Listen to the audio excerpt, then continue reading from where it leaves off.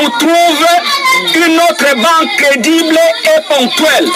Appui à l'amélioration des conditions d'études des élèves du Kasaï central, un lot de plus de 1000 bancs pupitres a été remis aux écoles par le gouvernement provincial. Cette dotation va permettre aux élèves de plusieurs écoles de cette partie du pays qui étudient même les sols d'apprendre dans des meilleures conditions. L'exécutif provincial indique vouloir s'impliquer pour répondre aux difficultés des manques des bancs pupitres dans les établissements scolaires. Détail avec Alain Saber-Makuba.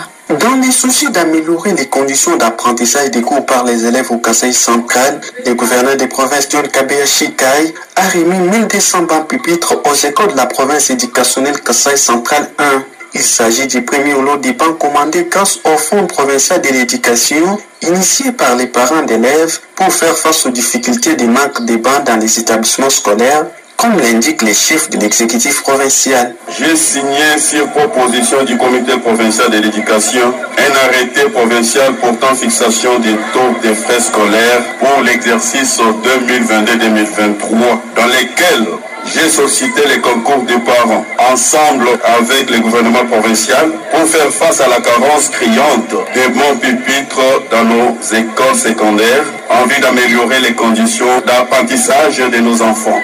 Nous voici aujourd'hui devant une quantité considérable de bons qui constituent les premiers lots de bons pupitres que nous allons remettre à titre symbolique aux écoles secondaires bénéficiaires de ces dons. Il convient de noter que des voix s'étaient levées pour décrire les conditions dans lesquelles étudient les enfants dans les provinces du Kasaï central, suite notamment au manque de bancs dans les établissements scolaires. Depuis la ville de Kananga, Alain Saver-Makuba pour Top Congo FM. On parlait de l'obtention de la carte biométrique de travail pour étrangers. L'opération entamée depuis mars 2022 se poursuit. C'est ce qui ressort d'un communiqué du ministère de l'Emploi.